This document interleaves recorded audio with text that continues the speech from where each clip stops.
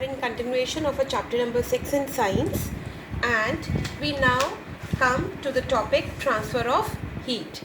Girls, whenever you see the video, please open your book in front of you so that you go through the book also, and then you will be able to understand each and every topic very carefully, right?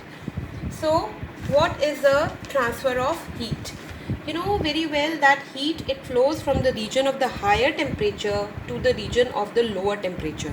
In the beginning of the chapter I explained to you that heat always gets transferred, or it always flows from the region of the higher temperature to the region of the lower temperature. Okay, and that is called the transfer of the heat.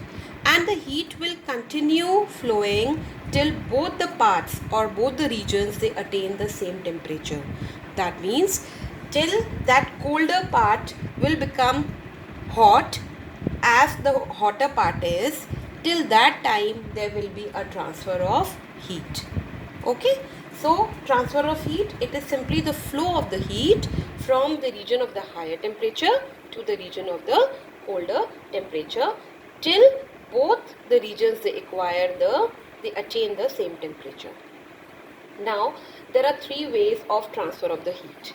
So we will study each way separately. First is the conduction. Conduction, it takes place in the solids. Where does it take place? It takes place in the solids. Okay. Now, what is conduction? Conduction is the transfer of the heat from the hotter part of an object to the colder part of that object only due to the collision of the particles without actual movement of those particles or those molecules. Now what does that mean? That means, for example, we will take any solid or any rod which is also a solid, and we will put a flame on one side of that rod. Okay, so what will happen? The solid has the molecules very tightly packed inside it. You know that very well. They are very closely and very tightly packed. So those molecules which are near the flame, these molecules, suppose these molecules, they will start vibrating. When they will get the energy from the heat, they will start vibrating, remaining at their own position only. There is no space between them so that they can move from here to here.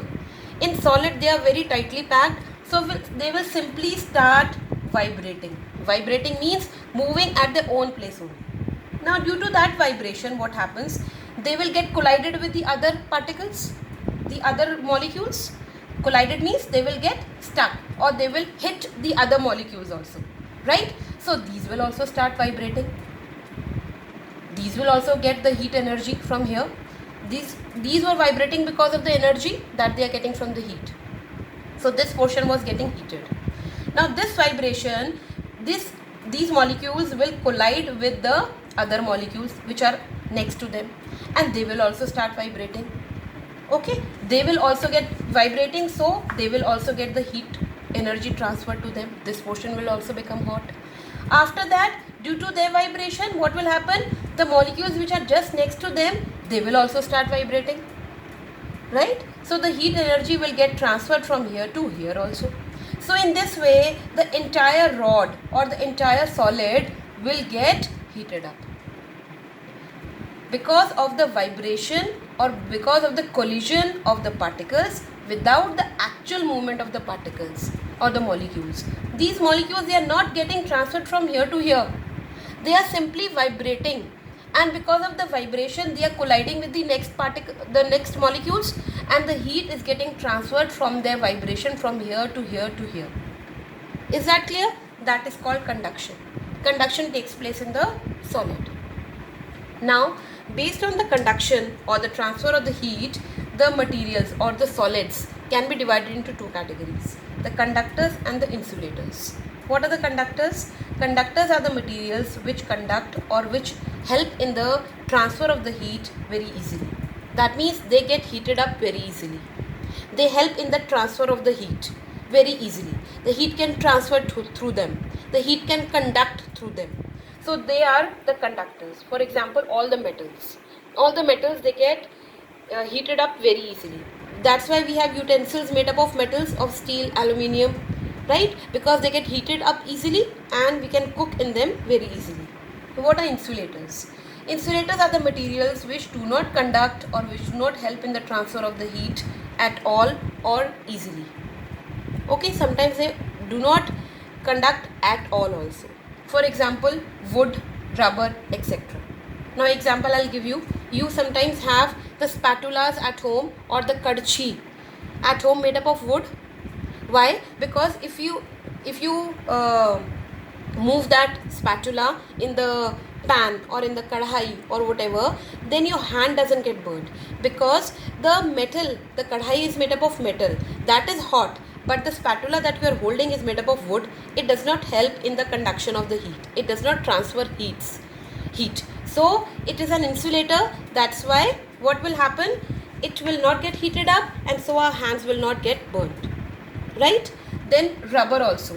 The electricians who are working on the electricity poles, or who are working on the some heated object also, they are wearing the rubber gloves. Why do they wear the rubber gloves? Because rubber is an insulator. It does not allow the conduction of the heat through it. It does not allow the heat to pass through it. So our hands, they do not get burnt. Right? So the conductors and the insulators has been done. Now girls, there is one experiment here to understand the heat. Activity number 2, to understand that heat travels through conduction in good conductors. Okay, so please open your book in front of you. So the materials required are the metal rod and some pins, wax, candle, matchbox and a clamp. Now what they will do, we take a metal rod and fix a set of pins to it at a regular interval using wax. So what we have done, we have taken a metal rod and we have inserted some pins with the help of the wax in that rod. Get one end of the metal rod marked A fixed to a clamp. Okay, so let us say that we will fix that metal rod on a clamp so that it gets fixed here, and we will mark it A. Light a candle so that the other end of the metal rod, which is marked B, begins to get heated by the flame of the candle. We will burn a candle here on the other side and we will mark it B. Now what will happen? You will see that as the rod gets heated up, the wax holding the pin nearest to the heated end metal melts and the pin falls down. Slowly the rest of the pins too fall one by one. So what will happen? See girls, the portion which is the pin which is near to the candle, when we start burning, when we burn the candle and the rod gets heated up, the pin which is next to this, which is near to the candle, it will first melt and it will drop on the floor. Why? The wax will get melted and it will get dropped. Then the next one, it will, here also the wax will get melted and it will drop. Here, then this, then this, then this. You will see that this pin which is far away from the candle, it will drop at the last. Why? Why it does not start dropping? Now this pin, why doesn't it get dropped at the first time only? Why? Because the solid rod is getting heated up through the conduction. In conduction, what happens? The molecules which are near to the flame, they start vibrating first. As a result of that, this portion gets heated up first. Then this portion. Then this portion, because the molecules will go on colliding with the molecules which are next to them. And at the last portion gets heated up. That's why this pin will fall down at the last. Is that clear? So the conclusion is that heat was transferred from one end of the rod to the other. As the rod got heated, the wax started melting, detaching the pins and making them fall. So first this pin will fall, and at the last the farthest pin which is far away from the candle, it will fall. Okay. Now what are the practical applications of the conductors? What are the practical applications? Pans used for cooking are usually made of metals such as steel, copper or aluminium. I told you we make the utensils which are present in a kitchen, they are made up of metals and which are very good conductors. while the handles are made up of plastic. You can see the pan or the pressure cooker, they are made up of the metals, but the handles are made up of plastic. Why? So that the pan gets heated up, your vegetable will get cooked, but the handle will not get heated up, so that your hand doesn't get burnt. Right? Second, the clothes made up of fur trap air inside them, and this trapped air then acts as an insulator. It prevents heat from escaping, keeping the body warm. What happens is, when we wear the clothes made up of the fur, it traps the air. Okay, it acts as an insulator. It does not allow the heat from our body to go out. It traps that heat also. So our body will be warm. It will remain warm. Okay. Now the second way of the heat transfer is the convection. Convection takes place in the liquid and the gases. Now what happens here? Here the transfer of the heat takes place through the movement of the particles. In liquids and gases, the molecules, they are apart from each other. They are not so densely packed as in the solids. So what happens? There is a space for the movement of the particles or the movement of the molecules. So the molecules or the particles, they move, and through the movement the transfer of the heat takes place. Okay, this is the difference between conduction and convection. In conduction, there is no movement of the particles. There is only the vibration and collision of the particles. Whereas in the convection, the particles, they will move. How? I will show you. Suppose we take a water in the beaker and we put it under the burner. Okay, so what will happen? It will start boiling. So this portion which is near to the candle, it will get boiled up, it will get heated. So what will happen? The liquid which gets heated up, it becomes lighter in weight. You know that. So what will happen? It will start moving, the molecules or the particles, they will start moving up. The lighter or the heated particles or the heated molecules, they always rise up when there is a space. Right? When there is no space, they will not move. But since there is a space, so they will move up. So what will happen? They will move up. So something has to be here. Okay, it cannot be an vacant place.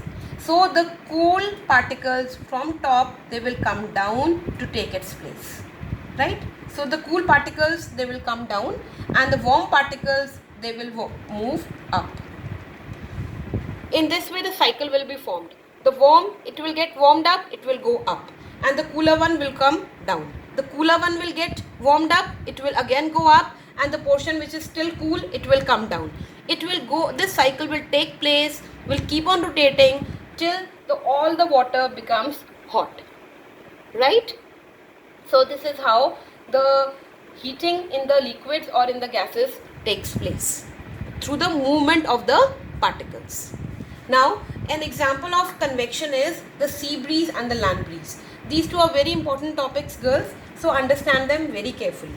What happens? Now, during the daytime, what happens? There is, suppose, a sea and a land near to it. Okay, so the sun, it heats up the land. Land has a property, the solids have a property that they get heated up faster than the liquids, always. So during the day, what happens? The land gets heated up very fast rather than the sea or rather than the water. It takes time to get heated up. So land will get heated up fast. So the warm air which is above the land, it will start rising. Right? So the cool air from the sea, it will come to take its place. Any place cannot be vacant. There cannot be any place which is without air. When the warm air will rise up, the cool air from the sea will come to take its place. Okay, so this is called sea breeze because it is coming from the sea. And it is, what will happen? The people living on the land near the sea, you have generally seen that they have a very pleasant climate. Why? In the day when it becomes very hot, the warm air rises up and the cool air from the sea comes to take its place, making the climate very moderate, very pleasant. This is called sea breeze. Now what happens in the night? In the night, the land gets cooled up faster than the sea. Sea is still warm. Okay, so what will happen? The warm air from the sea will rise up and the cool air from the land will go to take its place, and this is called land breeze because it is coming from the land. Is that clear? So this is they are the two applications of the convection. Now there is an activity number 3. Open your books and you will understand from there. The aim is to understand that heat transfers through convection in the liquids. So material required, we have a beaker, water in it, burner, and potassium permanganate crystals. Okay, so what are we doing here? We take a beaker and fill the 3/4 of it with the water. Drop a small single crystal of potassium permanganate in it and heat gently on a low flame. What will you observe? The color streaks of the potassium permanganate rises up to the surface of the beaker and then sink down after some time. What will happen? This potassium permanganate, the crystal which we have dropped here, you will see that this kind of formation, it is colored in nature, and this type of formation of the color will be formed. Why? Because the crystal which is near to it, near to the flame, it will get heated up and it will move up. This warm liquid will take it up. Okay, so there will be like this color will go like this also, and then when it comes on the top, the liquid which is here, it will go down. Okay, so this kind of formation will be there. Observation: the color streaks of potassium permanganate rise up to the surface of the beaker and then sink down after some time. Conclusion: the rise and fall of the color streaks of potassium permanganate indicates the molecular movement in water when it is heated. Okay, the water is getting heated up. The molecules of the water, they are going up and then they are coming down. So because of that, this color of this will also show this pattern, going up and then coming down. Okay, this helps in the understanding that heat transfers through convection in liquids. This is just for your understanding how the heat gets transferred in the liquid through the actual movement of the molecules. Okay. Now what are the practical applications of the convection? So let's see this practical applications of the convection. First, exhaust fans in kitchens are always fitted high, close to the ceiling, so that they can remove the hot air that rises up. The exhaust fans, you must have seen, whether in the rooms or in the kitchens, they are placed high above. Why? Because the hot air, which is due to the burner which is burning in the kitchen, right? So it rises up. Warm air will always rise up. It will go up and the exhaust fans are there on the top and they will help in removing that hot air. Okay. Second, room heaters are placed on the floor of a room. When the cool air is heated, it rises up and the cold air flows down to the floor. This results in effective heating of the entire room. Room heaters are always placed at the floors, on the floors. Why? Because you know what will happen? They will heat the air, the warm air will rise up, the cool air will come down. They will again heat it, so that warm air will again rise up, and whatever the cool air is up, it will come down. So with that cycling, the whole air in the room or the whole temperature in the room becomes hot or it becomes warm. Okay. C. The ventilators of a room are at the top of the window or the door. This is because when the air in the room gets heated, it rises and passes out from the ventilator at the top. Have you ever seen ventilators at the bottom? No. Ventilators are always placed on the top of the walls. Why? So that the hot air, when it rises up, it can pass through the room and we can feel pleasant. The hot air goes away, the cool air will come to take its place. Right? So these are the practical applications of convection. Girls, the next portion, which is the radiation and the working of a thermos flask, that we'll do in the next session. Okay, girls, always, again I'm repeating, please open a book when you see a video so that you go through each topic and each topic is clear to you.